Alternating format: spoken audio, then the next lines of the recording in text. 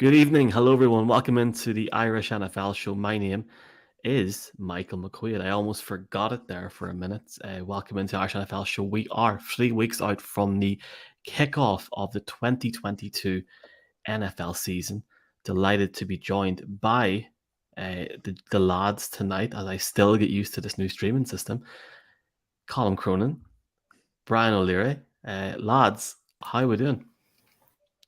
Good. It's another, obviously, plenty to discuss, I think, this evening. And we're building up to the college game. We're building up to the NFL season. We've got lots planned, and we might have a giveaway on this evening's show as well.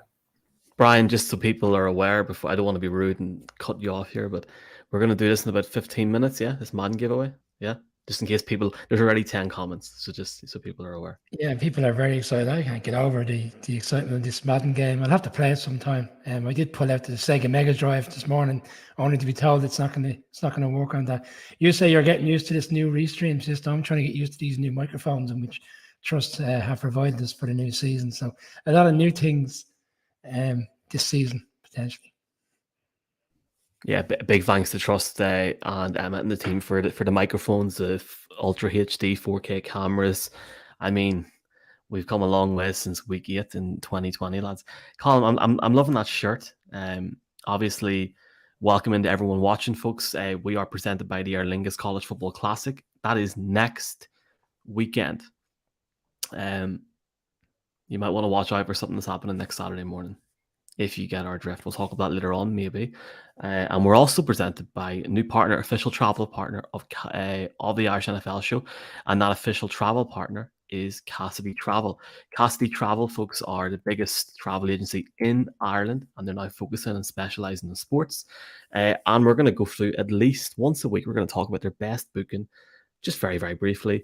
You can see it at the bottom of the screen, or if you're on the podcast, 49ers Rams in San Francisco, week 4, 30th of September, nearly about €1,200. Now, I'm going to say this every week, lads, the rest of the season. Pre-clearance from Dublin pays for itself. That's a really, really good deal. Cassie Travel, so delighted, really, really appreciate having Cassie on board. Thanks to everyone that entered the giveaway for the American holiday, and thanks to everyone that's entered the giveaway for the Madden codes. Now, before you unfollow us on YouTube, we're giving away at minimum 15 next week. I'm not even lying. Colin, let's just kick off. First off, we're going to maybe address the elephant in the room here. We're obviously live every Thursday in the lead up to the new season. I think it's obviously important to maybe address the main storyline today. We got intel last night from our sources that we were expecting a judgment on the situation between the NFL and Deshaun Watson today.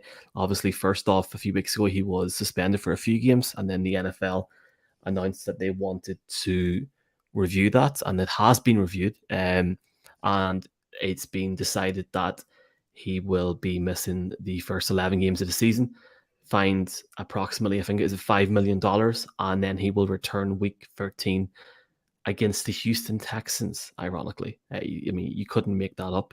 It was almost as if that was written in the stars and agreed for. Have you anything that you'd like to add to that, Colin? I know you've been very vocal on the subject, and it's been a very, very busy day online. Look, the whole thing just feels seedy and sordid. It's a horrible day. 11 games feels too short. What Deshaun Watson has said today contradicts what he said the other night before the suspension kicked in. The whole there's no good way around this, right? The initial investigation said he should never be allowed to use a non-team masseuse again. The whole thing about him, he gets to play 6 games this year, which will impact on the contract. It all, as I said, it feels seedy and sordid. You know, this isn't bigger than about the Browns. This just feels for the whole league. None of this feels in any way good. If he had possibly come out today and followed up further on what he said the other day in terms of holding his hands up, it might have helped a little bit. He didn't. He's doubled down. I mean, what else can you say in it other than it's all very dispiriting? Well, Goodell last week was very adamant in his when he came out last week, he was so forefront around how he said the fact that he's going to make sure he's banned for the season. But I think as well as that, I think there was a part of it that didn't feel like it would be the year. I think the NFL wanted the year. There was the initial 6-game ban. I think they've come to a compromise because I think Goodell has recognised we're hitting week 2 of the preseason. This thing has been dragging on for so long, and it's impacting not just on the Browns, but other teams who are essentially going to play the Browns. And I suppose the whole thought process within the Browns of how their season is going to progress from now. We've done some really good stuff that I believe is going to come out in the next few weeks in terms of previewing both conferences, and we've had a really strong discussion around the AFC and the Browns in particular. And I think at that point we all felt he was gone for the season. I would say this kind of leaves a little bit of a carrot dangling for the Browns if they can find a way to be competitive with that particular defense in which they have. I want to focus on the football side of things now because we're got to a stage where I don't think we should be airing our views anymore on Deshaun Watson and what's happened. And I don't think it's fair for us to even get into what's happened because it's just there's so much to it. It's unraveled, before our eyes over the past 4 to 5 months. And I think there has to be buyer's remorse in there for the Browns' perspective. I mean, March 18th, day after Patrick's Day, they make the trade. And then a lot of people are saying that the Hamlin family, that the wife, for example, is heavily involved in the ownership, so she would have signed off on the trade as well, which I found quite unusual. But look, the Browns are in a situation now where they need to get their head around the fact that Jacoby Brissett is the starting quarterback essentially for the season. There's been a lot of talk about Jimmy Garoppolo being traded there, but from his perspective, he knows if he does go there, is he just falling into another situation where he's the holding man until Deshaun Watson comes back in week 12 or 13 or whatever it is, depending on the schedule, and then next season he'll be the starter properly. So I don't see any trade of Jimmy G going to the Browns. I think it's Jacoby Brissett's team now, and essentially they'll try to be as competitive, win as many games as they possibly can, and put themselves in a position when he does come back that they can make a run at the playoffs. And a lot of people will feel that's unjust because he shouldn't play this season, but we are where we are. I think we just have to try and move on from the situation. For all people, for the fans, we're looking forward to a new season. We don't want to be talking about Deshaun Watson and the antics and the disgruntlement in which everybody's feeling. You touched on the fact, Michael, that we got bored last night because essentially we were supposed to be recording something quite good, which is going to come out over the next week or so with a guest from the States, but unfortunately that may not take place because of he's having to work on this situation. I'm sure he wants to be working on NFL stories as opposed to the Deshaun Watson saga. Yeah, I don't really have much to say about it. I think whenever I was off for 2 or 3 weeks, I was on holiday, and I know Colum and yourself, Brian, we're on the show a lot doing interviews, and a lot of it was transpiring. I don't really have much to say. I don't really have much to say about Deshaun Watson, or I don't really want to give him the time of day personally, and it's been debated to the death. I think the interesting thing is, and you'll hear it more on our divisional preview, like Brian said there, the Browns' schedule is interesting because they have decent enough defense and they have some offensive weapons. So it'll be interesting to see how Jacoby Brissett gets on. If they can win 5 out of the first 11 games, who knows what can happen, especially in that division. But yeah, I would rather talk about the Roses Tralee than talk about the situation in Cleveland at the minute. But I'm excited for the Roses Tralee boys next week. Are we going? What's the plan? Colum, are you going next week? It's Colum neck of the woods, isn't it? From Deshaun Watson to the Roses Tralee. Look, let's draw a line under it by saying read Lindsay Jones. She's excellent on this, and I think I think we can probably leave the Deshaun Watson stuff. We've all had our say on it at this point, and there's been plenty of other talking points in the league this week, and we also have a giveaway to do as well. We'll do that actually. We'll cleanse the palate. Yes, we'll cleanse the palate. But there actually is a few comments there coming in about Jimmy Garoppolo.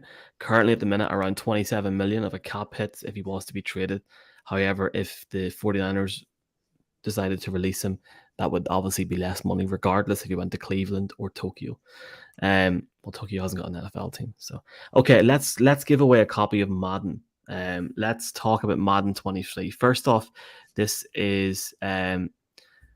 I know you have a point to make about Jimmy Garoppolo, Brian. We'll do that after that. We'll do this 2 seconds because we've got 30 people watching on YouTube. I just want to say this now, folks, especially because it's the preseason. If you're watching this on YouTube and you do watch our content, please God, if you're watching this for the first time, please feel free to stay. It's going to be great fun, great crack during the season. YouTube is the best way to watch this show. You can comment and we can put it on the screen, whereas you can't do that on Twitter. So just obviously, first off, a massive thanks to EA Sports Madden NFL 23 for the opportunity to give away games.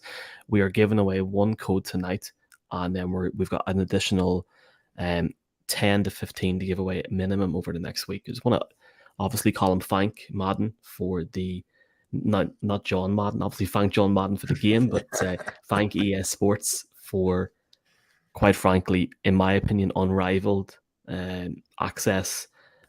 You know, we've had the game since the start of the week, which is crazy. You know, before some, you know, vloggers for gamers and stuff had it. So we got to play each other a couple of nights ago, and it's going to go out tomorrow night. Yeah. Yeah, it's certainly. I've been playing Madden since I think Brian, the Sega Mega Drive days. I remember those, Madden 92, and being honest, obviously, look, some years are up and down. I am somebody who goes out and gets it all the time, and I think suffice to say, this year I think it will go down as a good year. So the plan, Brian, is over the next few days, we're going to, I think if not tomorrow, we're going to do it on Saturday. We're going to give away more copies, and we're going to give away copies on the Xbox and also the PS5. And yeah, I mean, I personally think, and I said this to Colin last night, I think you and Mark should get PlayStations or Xboxes and play each other, because Colin, I agree, a crack last night. Like that was super fun. And if you want to go on our TikTok or Instagram channels, there's a video of Colum's field goal techniques. Have you seen that yet, Brian? I haven't. No, I will. I might invest in Xbox or PS5 or whatever that particular thing you were talking about there in about 6 or 7 years, when my youngest hits the age where he's asked me for that from Santa. He'll definitely be asking in a couple of years for that. Right, let's get to the winner. So there is one winner at the minute, folks, and it's a massive congratulations winner. Colum's going to give his name in a second. Again, can I just say, for everyone watching this, if you don't win, there will be at least another 10 codes over the next week. And then if you want to unfollow us, that's fine. But don't be abusive. Yeah, it's not our fault. We're trying to best. Anyway, Colum, do you want to announce the winner, or do you want me to announce, or how do you want to work it? The winner of the first of many copies of Madden 23, the All Madden Legacy Edition, is Gerard Small. It's at Geraldo_IRE. So congratulations, Gerard. You are the winner of our first copy, but as Michael said, many more to come over the coming week or so. So we big congrats to Gerard. Let's hope Gerard has taken time out this evening to watch the show. Otherwise, he'll be finding out through a DM at some stage later on this evening. But look, can we thank, though, seriously, everyone has followed us, and just for an example here, just, you know, Fred is saying, for people on the podcast, Fred Flunk is saying that it's a fix. Gavin is heartbroken, and JB is saying, congrats, lads. There literally is like an absolute brickload of ones left to go out, so bear with us. If anybody followed us last year, they'll know. This is me and Colin playing each other last night, and this is going out on YouTube at 5 p.m. Ireland time and 12 p.m. Eastern time tomorrow. It's on our YouTube channel. We may do a giveaway based on that video over the weekend on YouTube, so you may have to comment on it. So if you do see that, it's on the YouTube premiere. Maybe comment on that now if you see it. Give it a like, share it. And for people that are on the, as I try and take this screen off, for people that are, I keep seeing Colum at the bottom thinking that was him right now. For people that are on the podcast listening, going, what is he talking about? Just go to YouTube, type in Irish NFL Show, and make sure you subscribe. But a big thanks to everyone, folks, that has done that. And Michael, unless you're giving away the winner of this game tomorrow evening, which I'm really excited to watch a prime time at 5 o'clock in the evening. Unless you give away the winner of the game, why don't you have? There was an embargo on reviews of the game until a certain time, and that is 1 minute past the time. I'm not lying. I understand that. So why don't you have people tomorrow guess who wins the game, and then whoever's gone for Colum or Michael, then they go into the draw for the next giveaway. Is that fair to say? I like that. Leave it with me. Once I get all the codes tomorrow, I have to get people to obviously enter tomorrow, and they'll obviously have to come up with who's the most strategic-minded coach between the two of you. Interesting to see tomorrow who wins the game, but that's a suggestion. I will say this: it's the closest game we ever had, isn't it? Ever? Yeah. Yes, genuinely so. Last year, it tended to be a bit more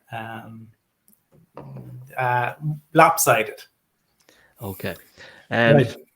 Brian, I think you have a point to make in Jimmy Garoppolo, have you, before we move on here? Yeah, I just like a lot of people are kind of have a vested interest in what's going to happen to Jimmy. Whether you're a 49ers fan or other teams that still feel that their team needs a quarterback, and people are asking the question, and you can understand why.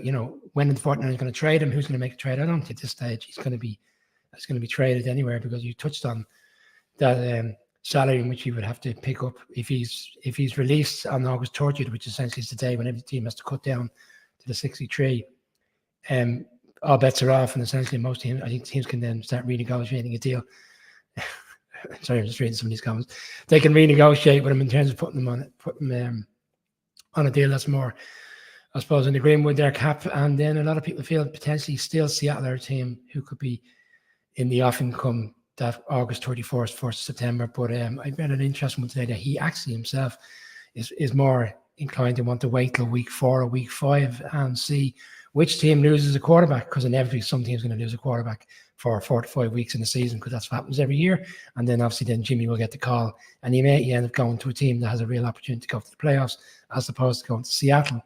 With all due respect to Seattle fans who may be watching, are not likely not going to be challenging for the playoffs this year. So let's see. I don't think Jimmy can be traded soon, but it's still one of the storylines that is just there, and we're waiting to see how it plays out. I'm loving some of these comments. Big thanks to a lot of the comments. Say Sam's not happy with the Vikings jersey. Do the waiting on an injury to get some value on him. JB Ryan, are you always a 10 p.m. start? We're going to confirm our times and days for the new season in about a week or so. Dean said he reckons it's going to be 10-10. Fred Flunk says he's not a gamer, and he also said who looks worse this season, Man United or the Dallas Cowboys? Right, okay, let's move on. Brian, I'm actually going to change the order of this up. You're not going to like me, but I actually think this is more important to talk about first. Zach Wilson. Last Friday night, I was watching the game between the Eagles and the Jets, and something told me, here, go on, just stay up. So like, all right, I'll stay up. I sort of like, I'll sit for a bit. Got a pint, sat down on the sofa. Honestly, was doing a bit of work, lads. Sat down on the sofa, watched the game, and suddenly Zach Wilson goes down. And you're going, oh my sweet Jesus, lads. This is it. Some doctor on Twitter then says he's tore his ACL, yada, yada, yada. But it comes out that he's grand. His surgery was deemed a success. Jimmy Garoppolo was the... Huh? I don't think grand is the right word to be using. It's certainly not grand, Maybe that's like a Nordy thing. I say that's grand, like after Jesus, grand, you know what I mean, sort of thing. Like okay, sort of thing. So the whole situation there now is he may play week 1, but I think we all know that's not going to happen. But Colum, the reason that Zach Wilson was playing was because the lads, like a boy goes into uni week 1, he needs to prepare, he needs to practice. You can't just rock in the week 1 without having any prep. Do you know what I mean? Sort of situation, like in terms of going out and stuff. That was the best situation I could give. Thanks for all the likes on Twitter, whoever's doing that. Thank you very much. So Zach Wilson, Colum, here's my viewpoint. I don't think we see Zach Wilson before week 10, and I think it's all bluff. And I think Robert Saleh is going to play Joe Flacco. What do you think? I don't think that will be the case. I think they need to see Zach Wilson. I mean, you could certainly make the arguments about preseason, and I'll always go back to the fact that Justin Herbert has not played a preseason game and doesn't seem to have hurt his development. Can we make out the point also about the Twitter doctors and certainly the former Chargers doctor, David Chow, who's probably one of the biggest names. And if people aren't familiar with David Chow's history, I would urge you to take a look at that, because he is a guy who has a really interesting history dating all the way back to 1995. But he gets a lot of prominence in Twitter and tends to make a lot of diagnosis and prognosis off the basis of mere videos. it was a huge season for Zach Wilson, and to miss any time is going to be enormously disappointing for the Jets. The Jets have had a really good off season, you would feel, up to the beginning of training camp. Obviously, they then had injuries, but ostensibly they did what they needed to do, at least in theory, around the draft and around putting the pieces together around Wilson to take a step forward. But he was really disappointing last year. There's no two ways around that. We barely saw flashes of his talent or of what he showed in college. He didn't have big time throws. There was no consistency. They needed him to take the step forward. They needed to see him on the field in order to assess him. I think him missing any time is going to be disappointing to them, especially because we talked about it. The wide receivers should be there. The tight ends, the line, even though they lost Becton, should be better.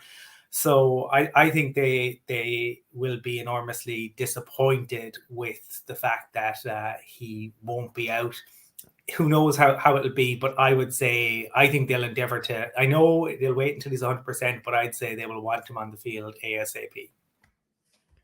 Their first 4 games are all against the AFC North. So week 1, the Ravens are home. Week 2, it's the Browns at home.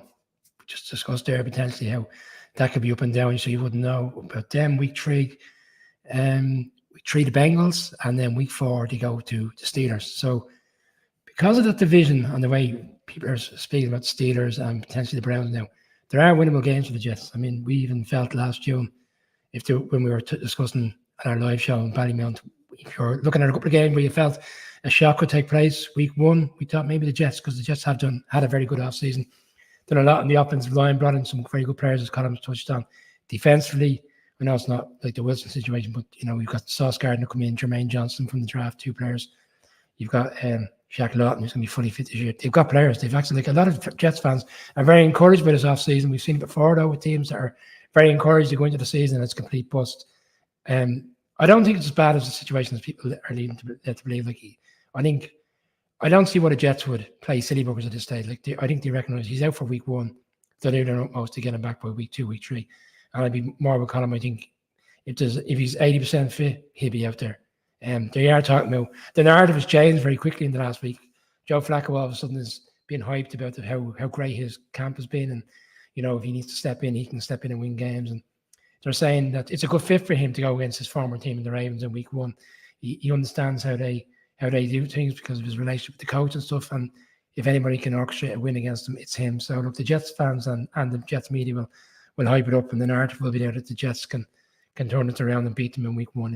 It'll be a great game, but I think the pressure's on Wilson this year because a lot of people, there was some guys last year that felt he was better than Lawrence coming out, and look, I don't think either had the season that anybody expected, but I think the Jets are more impatient and would look to explore alternative options, because I think we're finding in the NFL, with the exception of the odd team, including my team, most teams will give a quarterback 2 to 3 years and then they'll quickly move on.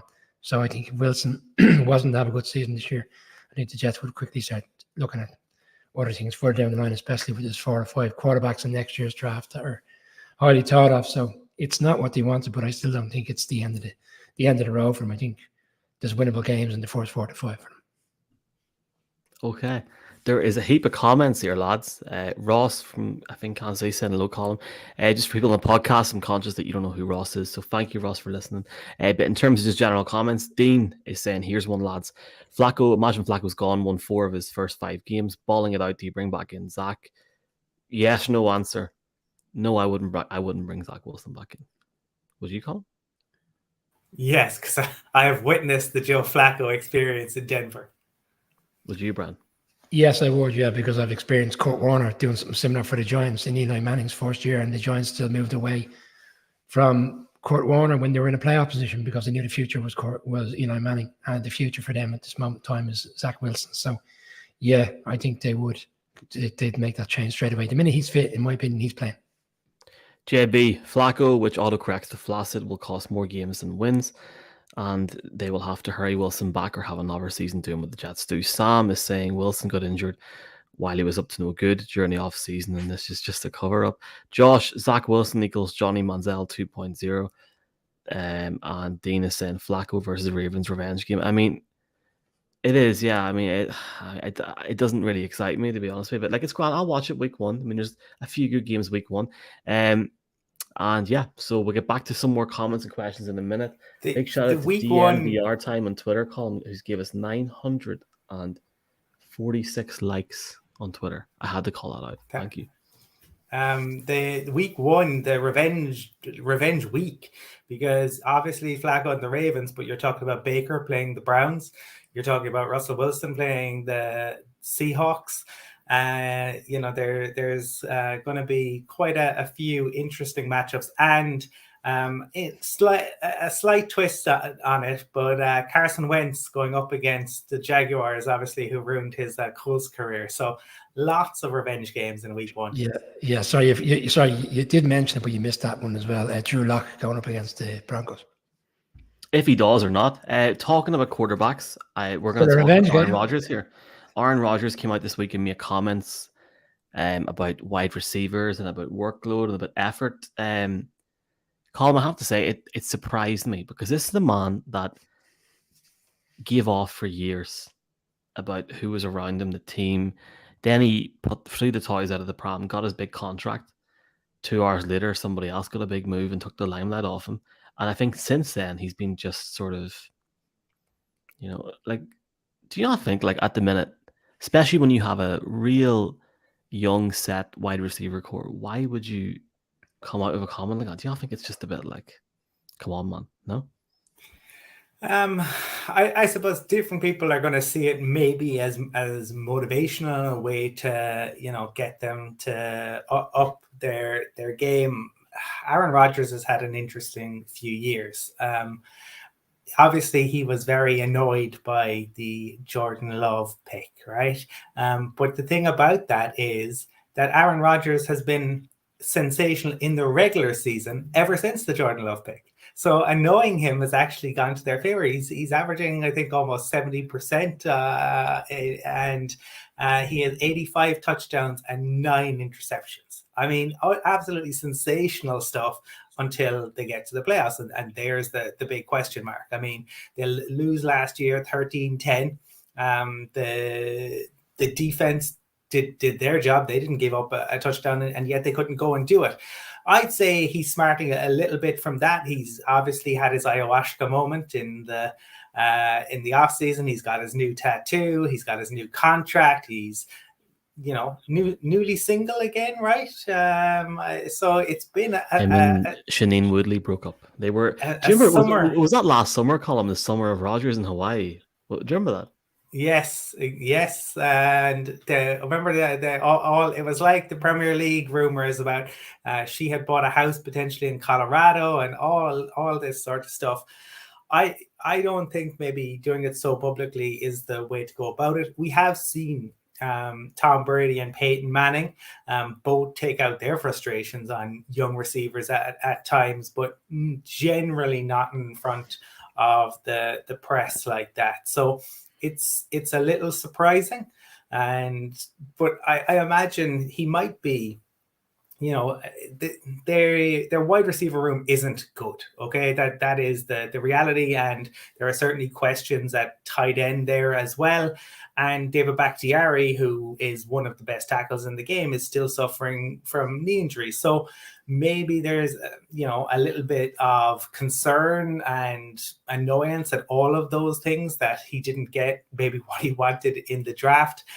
But I am sure Aaron Rodgers will be good to go week 1. But again, it's like the Joe Flacco thing when he was asked about mentoring. We've seen it with Ryan Tannehill. I don't know what good comes from going out in public and being so openly critical.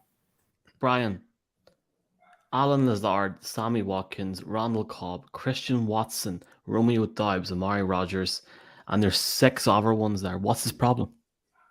He got a huge contract. They can't afford to be going out and giving someone $100 million like Devontae Adams. So what's the issue? Well, what's the issue? So if you look at the ones who are the seasoned veterans, and despite the fact that he said, so as part of this thing, if you really read into what he said, he also went on and said he has a certain trust element with other players such as Sammy Watkins. So he's been praising Sammy Watkins, and then he also commented on how he's got a great relationship with Cobb and he trusts Cobb. But the other guys are raw and they're fresh, and he hasn't got a relationship built up with them. And that's the issue. But many good teams have that every year. Like top quarterbacks have that issue every year. From the top of my head, Peyton Manning had to go into Denver and learn a whole new offense, never mind wide receivers. Russell Wilson's doing that right now. I mean, David Carr is going to have to learn to play with Davante Adams again. You know, it's it seems as if maybe he's just finding ways to already find ways to excuse stuff because he's in an easy enough division, in my opinion. And okay, if he wins some of those games, grand, but when push comes to shove towards the end of Christmas and we get into January, is he going to start blaming Dobbs and Watson? It just seems a bit cheap, to be honest with you. Well, there's a couple of things, right? So you said earlier on about the fact that the day in which he got the contract within 2 to 3 hours, the Russell Wilson trade, probably even less, I think maybe an hour, the Russell Wilson trade was announced. I don't think that would have really concerned him because he had no concerns about going to Denver. He was more keen to stay. I think the one that really rattled him, and he can come out and Packers fans will come out and say he knew about the Davante Adams trade. Don't believe it in a million years. He didn't know that trade was coming. People can argue, toss. You know, he then, so that immediately for me is, you know, he's disappointed with that situation. He come out and use it comment, but it's comments like he's suggesting, you know, if the players don't start catching the ball, they won't be on the field. So straight away, to me, I'm asking, has he got that much of a grip on the franchise? Like last year, he was much better in terms of relationship with the GM and the ownership. But the year before that, when it was more about him leaving, by all accounts, the relationship had broken down completely. But it still seems like he has the running of the organization when he can come out with a comment. Like ultimately, it's down to the head coach and the offense coordinator. You would think who's on the field, and I understand there's a unison there that he's going to turn around and say, I don't trust him to be on the field, but it is camp. These guys are dropping balls, and he started questioning about whether some of them are doing enough study in the background. I mean, it's just antagonizing people.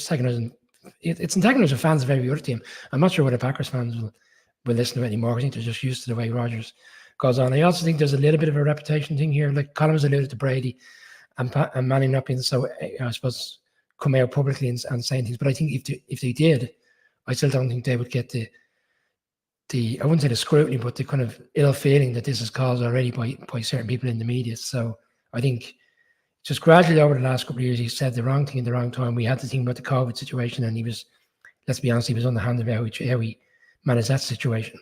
So I just think people are getting very fed up with him, and they're quick to jump on any opportunity to go at him. And here's another one.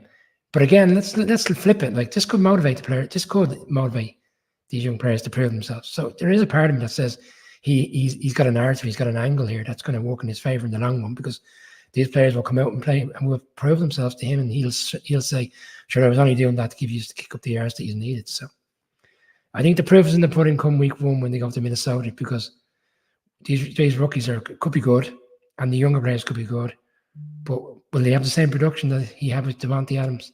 Is Sammy Watkins really the answer in the long run? Because he was talking in his presser a couple of months ago how he felt he was near the end of his career and he was going to retire, and this is re-energizing himself in terms of going to Green Bay. So, what about Buffalo? Buffalo can turn. I mean, Josh Allen makes a mid to average wide receiver look world class. They've lost Cole Beasley, and everyone's still saying everyone's saying they're the complete team in the NFL, lads. So Cole Beasley. No, but I'm saying so he would have been, in my opinion, one of their premier targets last year. Okay, I really liked him as a player. I thought he worked well on the offense. They've lost him, right? And they're still saying that Josh Allen can take an average wide receiver and take him up a notch. There's no, I mean, maybe Aaron Rodgers is just. I would push back on that, Michael, because I would say they've lost him because they've recognized that they can get better players, and they brought in James Crowder from the Jets, the Jets have been average. He's been a kind of a standout player for them, so he'll take that opportunity. There's other players there like Gabe Davis, 4 touchdowns in the playoff game. He's stepped up last year. You obviously got Diggs. They're very tight end heavy. They probably don't see the need to keep Cole Beasley around.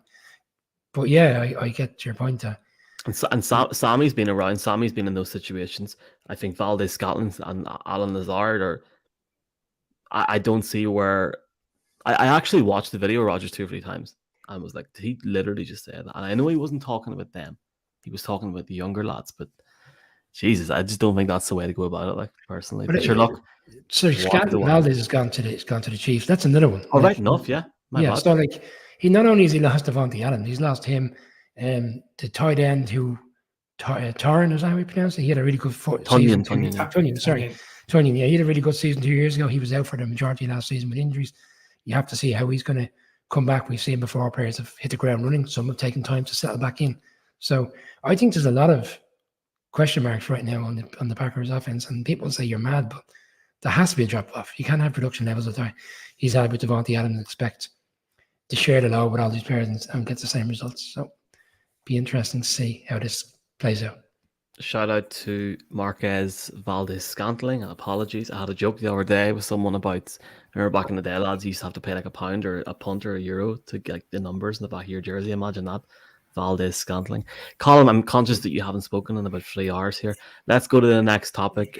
Pre-season, was there anything to jump out from you from last week's games? Pre-season's back tonight. I think the Bears are playing. Might stay up and watch that. I'm not set up to watch that. But Malik Willis, lads. Colum, I had like Tim Tebow-esque vibes. Do you know why? Because he could run. He was doing stuff he shouldn't have been doing, and it was fun to watch. Like that's where it stops. But enjoyed that. I don't get the whole. I don't know if he's the like. I mean, we're obviously not going to know if he's the answer, but it'll be interesting to see. And one final thing before I give you the mic. The Vikings head coach Kevin O'Connell, yeah, or Kevin O'Donnell.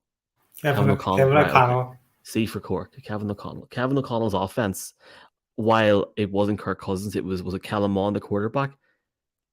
You can see the potential there, and you can see what the Vikings are trying to do, and maybe that's why Aaron Rodgers is sweating, Colum, because he can see the Vikings are even. No, but think about it. But barring the Chicago Bears, the Lions and the Vikings are going up, albeit very slowly, like an old person going up a lift. They're going up. And it just seems that maybe Aaron is realizing, Jesus, I should have went to Denver when I had the chance. I have a feeling they'll be okay. What I would say, a couple of things spring to mind from the last one. Remember Jan Van Igor of Hesselink? What a name that was on the back of a jersey. And also, if there are people out there who haven't heard Pat McAfee tell the Austin Collie story about the time when he tried to catch the ball one-handed and Peyton Manning sent him to the sideline and Jim Caldwell said, "You're in," and Peyton just shook his head. Go and watch that. It's on YouTube, and it is well worth your time. You know my feelings on preseason to an extent. It's about guys, I suppose, more on the bubble, kind of really showing and what they can do rather than starters. And I go back to Zach Wilson. Zach Wilson looked great in preseason last year and was really disappointing during the season itself. So and the Ravens are what 21 games they've won in a row. Preseason champs. Preseason champs. I wonder can they keep that one going? That will be interesting. I think to see. To me, I suppose that what did maybe jump out a little bit was Kenny Pickett, because the biggest concern, like there've been concerns around the QBs and the Steelers all off season, and we've heard things haven't gone well in camp, that especially in the red zone and things like that. And the biggest worry about Kenny Pickett was his time to throw. He generally took a long time, and you get shorter and shorter amounts of time when you are in the NFL.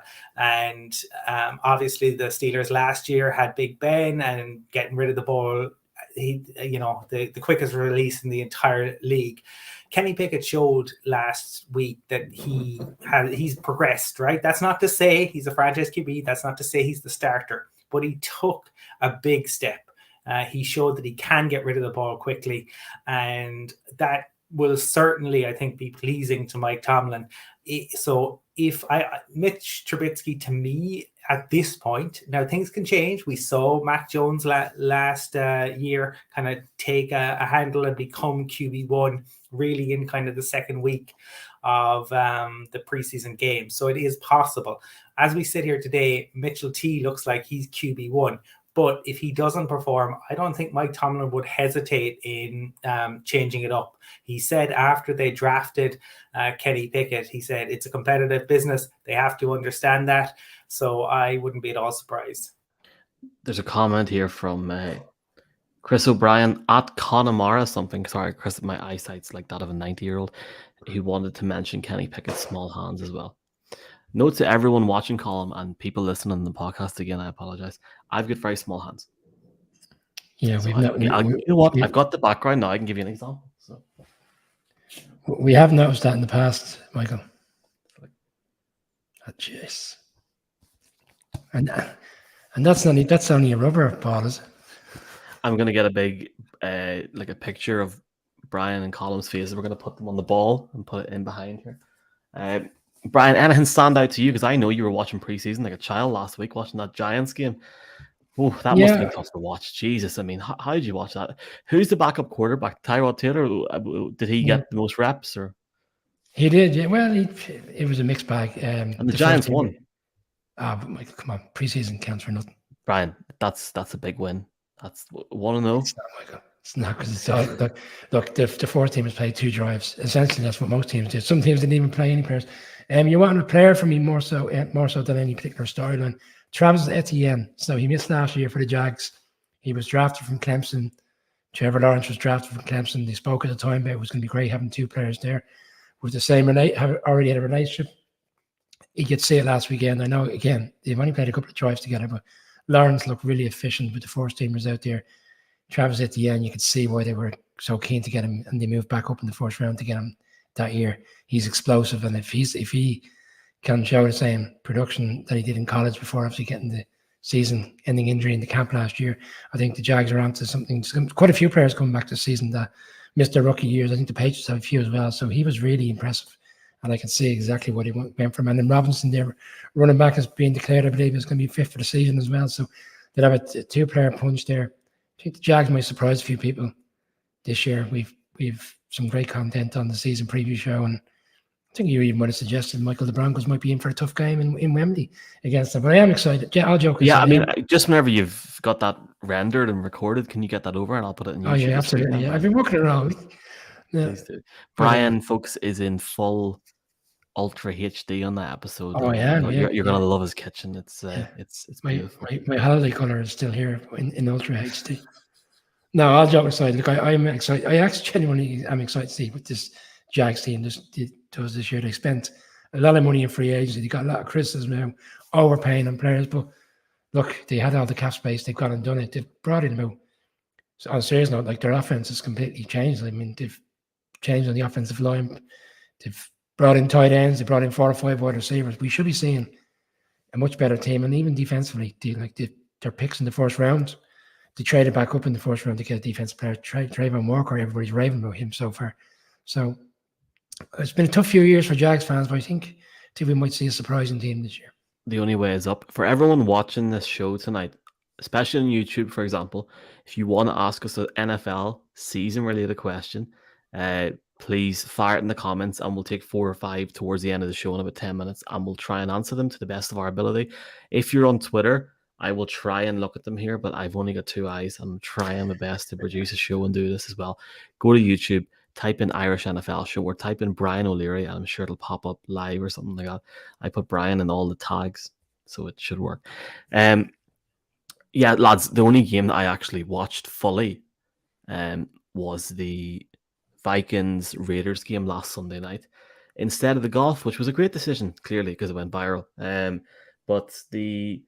I watched like the first and second quarter of that Jets game. I watched the first quarter of the 49ers Green Bay game. I'm just going to publicly say this. I think it's great that we've got preseason football on TV in Ireland and in the UK as well, especially in that sort of zone for TV. It should have happened a very, very long time ago, and I'm glad it is, and I'm sure it'll continue like that from the way it's going forward, because there was 7 or 8 games on German TV last weekend across the whole weekend. So if it's preseason or not, it should be on television. If it's a matter of clicking the button. So thanks to everyone for doing that. So fire some questions in below, and we will get to that in a minute. The next point to talk about tonight is Jim Irsay. He's apparently got aggressive words on his expectations for the team. I mean, if they turn up and score a touchdown or 2 against the Jaguars, I mean, that could be an improvement. I'm joking. What's the... Brian, I think you want to go first here, do you? Yeah, no, he come out this week, and look, we know, like, for any really keen NFL fan, we kind of know what he's like. You know, we saw how outspoken he was at the end of last season, and essentially said the day after the season that Carson Wentz was gone. And he's pretty much come out this week and said, we need to be winning the Super Bowl. It's not about going to the playoffs. We need to be going and winning the Super Bowl. And he says we've got a team capable of doing that. And to me, it just puts more pressure on the GM. You know, we just had Chris Ballard on. It was a great interview with the head coach. I feel is probably slightly under pressure this year because of the way things ended last year. And he's already coming out making these brash statements. And he says there's a romantic side to it because he feels Matt Ryan is due a redemption story because of what happened to him with the Falcons that year, unfortunately, when they self-destructed that 28-3 up in the Super Bowl. I'd be more inclined to think the redemption story might come with Julio getting his ring via Tom Brady in Tampa as opposed to the Colts from the Super Bowl. But he's put a lot of targets, I think, on people's backs very early on before the season even starts. And that, to me, just puts them even under more pressure. For a team that probably knows they should be realistically challenging for a deep playoff run. Colum, we'll talk about this more in our preview for the AFC South. I think that might be one of the first ones going out. The AFC East one's definitely going out first. And then the AFC North. I don't really care the fact that they've been pre-recorded, but it is what it is. I think bringing in Matt Ryan's a masterstroke, Colum, and I don't want to give away my picks. I think Irsay is right to come out and put people under pressure. Like what happened last year was unacceptable, especially towards the end of the season. And when you've got talent like Jonathan Taylor at running back, you need to be able to find a way to reach that next level and get over the line. And the fact that they were one win away from going to the playoffs, and they didn't make it, and in the sense of how they didn't make it in the situation that was there in Jacksonville, is unacceptable. So I completely agree with what he said. Do you agree with that? We've talked about the playing video, and I understand the frustration. Look, the Colts haven't won the division since 2014. This is a team who, you know, had Peyton Manning and, you know, were always contenders, and then they drafted Andrew Luck, and the expectation was that Andrew Luck was going to provide them with another probably 15 years of being contenders. Well, that didn't work out. So I think some of what he's saying is frustration, but I think it's about finding the balance, right? And you want an owner who is involved and who cares about the team and probably who motivates others to go on to continued success, but you don't want an owner who's so involved that they're getting in people's way. So you want an owner who's going to put good people in charge and just kind of let them get on with it. I do think there are good people in charge in Indianapolis. I don't think they've been at all helped by a QB situation, which wasn't the fault of any of the people there who are there right now. Wasn't really anyone's fault. If you ultimately listen to the Luck podcast, it was just a perfect storm of circumstances in terms of how Andrew Luck played and the way in which they probably didn't go about protecting him in the right way. So I get the frustration on his part. I just think he needs to be careful in terms of demanding rather than maybe cajoling and getting people in the right frame. But look, this time last year, would any of us have expected the Bengals to go to the Super Bowl? You know, Joe Burrow was coming back. We knew he was a super talented QB, but he was coming back off of the injury. Remember, the preseason narrative last year was Jamar chasing the drops. Like, that was all that was talked about on social media last year. So surprises can happen, but you would say, certainly looking at the Colts wide receivers, they would need to take an enormous step up in order for them to be competitive. But I like the noises that Frank Reich has been making around recognizing that, you know, the Super Bowl winner doesn't tend to have the rushing champion. So that's something to be aware of. And I think the Colts should be well placed to, wrestle the AFC South title from the Titans' hands. But Mike Vrabel will have a say in that too. Let's take the last part of the show before we talk about the game next weekend to get some questions in for everyone. The first one is from Michael saying, "Is Brian entering the Rosa Trilogy?" No, he's not. Not this year. I think, Brian, you were in 2011, was it? Well, you put something up. That was Dancing with the Stars. Yeah, no, I actually forgot about that. Yeah, Can we very quickly get one random county who's going to win it? I'm going to say Antrim. Roscommon. Dublin. Oh, for God's sake, sir. Bobby Boucher. I love that movie. It's got some quality H2O, sir. God help the people on the podcast here tonight. My question is, if Adams is gone in Green Bay and the wide receiver play is questionable and Rodgers is on, I should have read this. I should have read this question. Bobby, there will be a competition. If that is your real name. Yeah, he actually does have a question, and I think it's very relevant. Curious in the Bucs situation, running back. Brady doesn't worry me. Being out of camp at his age is kind of expected. Lads, do you know what? No. Like, we're a week on here. And I think if we get to mid next week and Tom Brady is not back at training camp, once the media have got over to the whole he who shall not be named quarterback situation on the East Coast, etc., focus will turn south to Tampa. Not because of the Glazers selling Man United. Please, Jesus, please do it. It'll turn Colum because of Tom Brady. Yeah? Your thoughts on the running back situation as well there, and Thomas Joseph Edward Brady, if that's his real name. It's unusual to go on holiday. Antonio Brown says it's something else. We have no insights into that, but to go on holiday in the middle of training camp is unusual, right? Not to, I wouldn't expect Brady to play in any preseason games, but not to be around camp is unusual. In terms of the running back situation, I do think that they will want to run the ball more. I think Brady had the most passing attempts in the regular season last year. I don't think they want to be in that situation again. I talked about it a little bit before. Tom Brady is still an elite QB. I think you saw a slight slip last year. I talked about it the Saints game where the ball wouldn't go exactly where he wanted it to go. So I do, but there's so much talent. Like, think about it: Godwin, Evans, Gage, Julio. They bring in Rudolph in order to replace Gronk until Gronk comes back for the playoffs. It is there's undoubtedly strange things happening there. I get why Dunica is saying that, because you've had the Brady doing the hokey in terms of in out, and is he playing only to spite Schefter? We don't know. BA goes to the meeting of the coaches, but then disappears and then steps aside for Todd Bowles. The timing was just a little bit weird. I get why he did it, but the timing was kind of strange on that, you would have to say. But you look around the NFC and you have to say that the Bucs are one of the favorites. I wouldn't be concerned about the running game. Leonard Fournette, for me, is still a workhorse. He can still do enough in the league.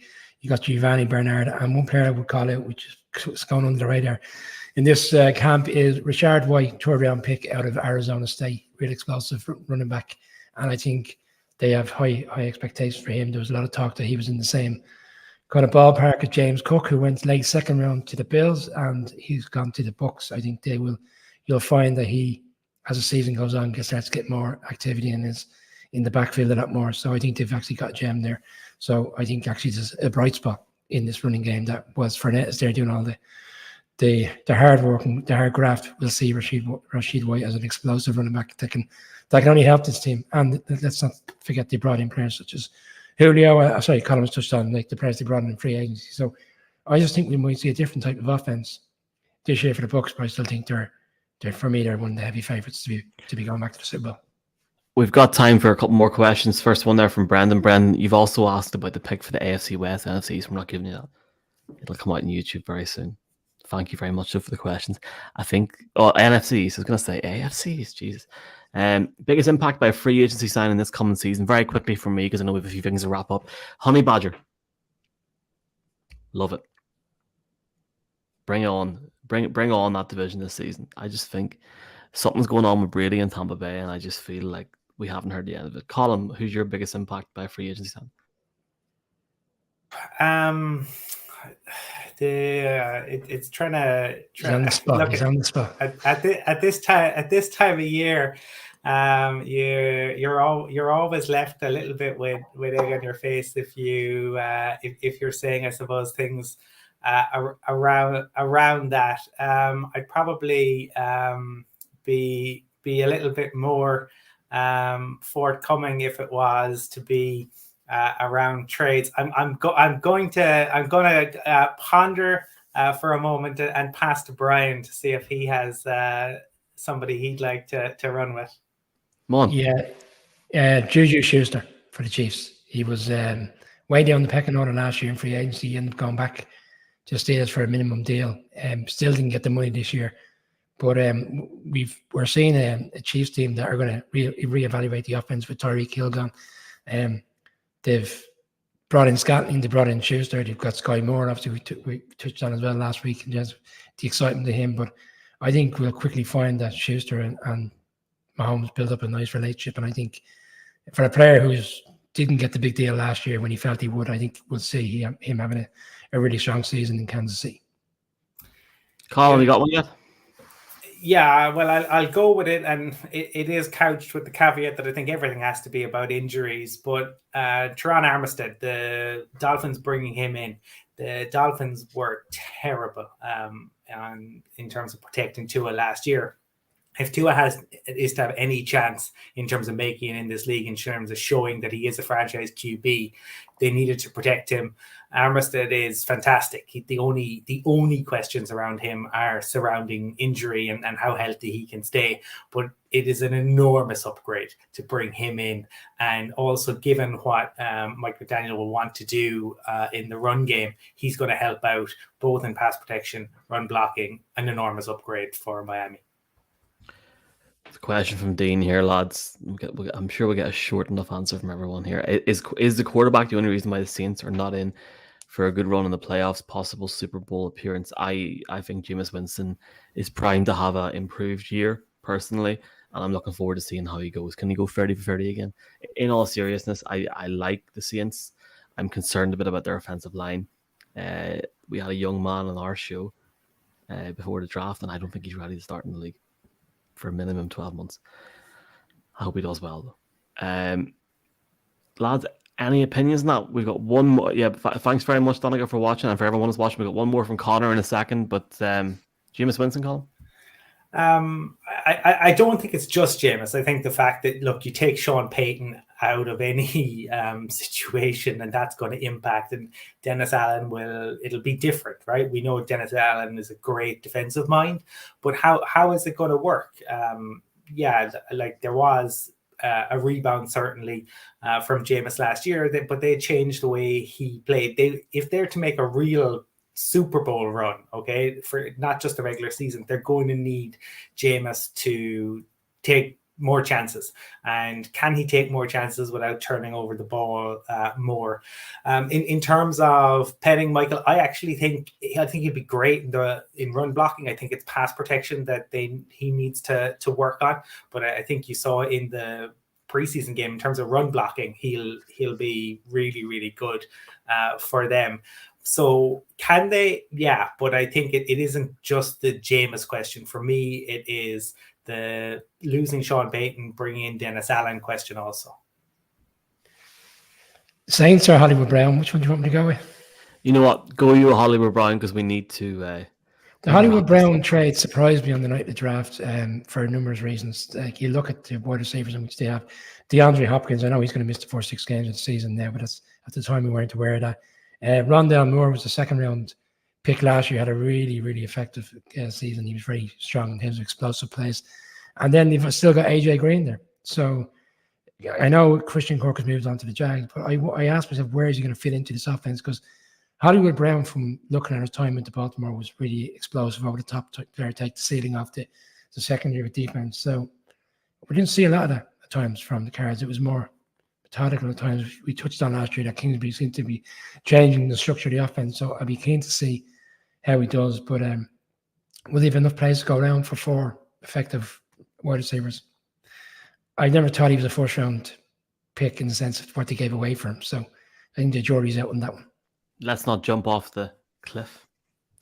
Boom, boom. Okay, for everyone watching tonight, especially on YouTube, because I know there's a lot of people watching, commenting here for the first time, we're going to be live every Monday, Thursday, and Friday during the season, times TBC. The links will be on YouTube as premier links or links for live streams beforehand. So if you set an alert on, you'll know when we go live. Very much appreciate it for everyone commenting tonight, folks. There's literally serious amount of comments, so I'm not going to start reading out names, but thanks very much. If you've listened on the podcast as well, thanks a million. Twitter, Facebook, thanks a million. Hi Gura, Mia, Margaret. Right, next Saturday we have got the game in Dublin, Northwestern against Nebraska, week 0 in college football. The game is on Fox in the United States. There is no televised broadcast in Ireland or the UK, which means that you have to get your backside to the Aviva next Saturday. So the game, Northwestern, Nebraska at the Aviva next week. Colum, we have got some news on that, haven't we? Have you got anything that you want to tell us? I'm going to be down in Dublin from Thursday, and looking forward for a good crack on Friday night. Brian, the pressure's on you. My wife's coming down. I've already told her we're going to do something on Friday night, so looking forward to that. But Colum, let me know how you get on. Yeah. We've got some exciting news, Colin, that we're going to maybe properly share tomorrow, but I guess we can tell everyone watching here live now exclusively what's going to happen. We will be live on the morning of the game from the Aviva Stadium, and very much looking forward to that.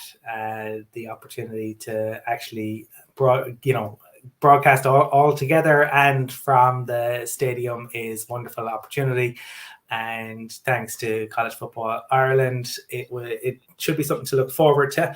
I don't think we will announce the guest list just yet, but we have some really interesting guests going to be joining us live on the day. Yeah, I believe it's our first live show actually in Ireland. I know we've done quite a few, at this stage in the UK, predominantly in the UK at the games last year, and obviously in the States at the Super Bowl. So it's nice to do something on our side of the world. And I know we recorded in the Aviva last year, but that was a pre-record as part of the week 1 build up to the new season. So we're not far off the new season. It whets the appetite, as we said last week, the fact that this game is on, because it's not on television. So you're right, Michael. You want to get your fix of American football for the new season. You got to get yourself down to the Aviva, and it should be a cracking game. And we're delighted that we've been given this opportunity next Saturday to put a good show together and get some great guests and get down there early and sample the atmosphere of the game, which should be a really enticing game for everybody who's looking forward to the new season. Yeah, there is rallies happening on Friday. There'll be more information on the College Football Ireland website, collegefootballireland.ie. Rallies happening on the Friday. Tailgates around Temple Bar area. I'm not a dub. Brian will tell you the crack on Twitter if you need to know that different bars and stuff. But I'm looking forward to it. Our show is going out at 10 a.m. on the Saturday morning, and that's live from the Aviva Stadium. And yeah, so it's one of those things. Really, really excited. I mean, to go live from the Aviva is a privilege, and just to do that means an awful lot. So a big thanks to the team at College Football Ireland. They've done, they're so busy at the minute doing so many different things. So to prioritize us to do this means an awful lot. As far as we know, it's like one of the only broadcasts, especially on this side of the water, to do something like this. So it's an honor and a privilege. Looking forward to the game. Game kicks off 5:30 p.m. If you have not got tickets yet, as Brian said, you're not going to watch it on TV, so go online, collegefootballireland.com or ticketmaster.ie/touchdown Dublin. There are still some tickets left. Check it out. We'll be down there. Colum, as I said last week, is signing autographs, and you'd be more than welcome to go down and have a bit of crack. Looking forward to it. Nebraska open 13-point favorites, but many analysts that I've been chatting to reckon genuinely that Northwestern could take them close, and as in that sense, they're not going to cover the 13-point spread, which means it could be quite a close game if we're lucky. And it's the one game at that time in college football on week 0 in the world that everyone is going to be watching in the States. It's a big day. So we'll see you down there next Saturday. And it means an awful lot. Colin, we've one more question if we read that, or what's the I just thought an interesting question in from Sam, who asked the best secondary in the league and the best WR room, which I thought was an interesting one. I'm going to say if Tre'Davious White is healthy, I think the Bills have the best secondary, which is quite a statement. And in terms of the best wide receiver group, I'm going to say the Bengals. Jeez, cut me on the hop there. I'm going to do a Colin did the last time. I'm going to pass that one over to you, Michael. We're stumped for the wide receivers. I talked to the Packers. No, we not just talk about that tonight. No, secondary. Packers have an amazing secondary. Yeah. Wide receiver. Best wide receiver room. It's a tough lot to like about the Bucks. Lot to like about the Eagles as well, Brian. No, I don't see anything there whatsoever. Michael's struggling there. I think if you ask me, in 6 weeks, I'll say the Chiefs. Genuinely. Could be. On the wide receiver situation. And the wide receiver or second? Yeah, I think they've got guys that are going to. I think is it McCole Hardman's injured yesterday. Rain checking that next week. I'll give you my wide receiver. Bucks. I'll give you my wide receiver room, and people will be surprised at this because I'm always kind of giving them a bit of chip. But I would say, to a certain extent, the Bengals, because if you look at the numbers over the past few years, Jamar Chase 1,400 yards last year, Higgins had 1,100 yards, and Tyler Boyd has had 3,700 yards over the course of 3 seasons. So numbers wise, they'd stand up with the best of them, and obviously they've just been to the Super Bowl. But again, that doesn't mean they'll be coming back to the Super Bowl. Indeed. Look, lads, that's us for this week. We're not on this Sunday, from my understanding, are we? No, we're not on this Sunday. However, over the next week, we will start to have previews popping up on YouTube. They're only going to be on YouTube and podcast to start off with. So the only way you can watch or listen to it is on those platforms. They're pre-recorded, so they're not live. So you can just watch them whenever you want. And they're really, really in-depth. They're up to 45 minutes long for each division, so you'll get your fill. We're not going in and talking about the AFC in one show. We're going to go through every team in the NFL properly and really go through it. If you're listening on the podcast, folks, please like the podcast, subscribe. If you can leave a review or a comment, it would really mean a lot to us. YouTube, I think we can all see the growth on YouTube in 2 weeks here, not just for us lads here, but for everyone that's went in this evening. I want to thank everyone that's commented tonight. If you are visiting this page for the first time, please do like, share, subscribe, comment. Means an awful lot. No show this Sunday, but we have a show going out tomorrow, even like a pre-recorded show. Michael versus Colum and Madden. We might put that out on Twitter on Sunday as well to bridge the gap. But looking forward to it. And just to end the show, I've got 2 things to say. Tip the Bengals is very happy with that Bengals comment. He just tweeted us. And my wife is going to kill me if I don't say this. So I'm going to... our little pup died this evening, Rocky. So this episode is dedicated to him. I haven't told any of those lads. He was ran over by a postman. So is this a gag? No, it's not. No. You ran over the postman. That's awful news. It's awful news. So it's dedicated to him. It's grand. These things happen. It's okay. Football's back in 3 weeks, and really appreciate everyone's comments. I don't want to leave us in a bad note. Look here, are we going to watch who's playing tonight? The Bears? Bears and who? Bears and Seahawks 1 a.m. Are we all going to watch it tonight? Absolutely. Justin Fields and I was excited. I was buzzing for Drew Lock, and then he went and got himself COVID. Not for the first time he's got himself COVID. This time around he doesn't have to play by the rules, like he did last time. Oh, wait. Okay. On that note, see you lads next Saturday in the Aviva. We're back next Thursday night, apparently. I'll be in Dublin.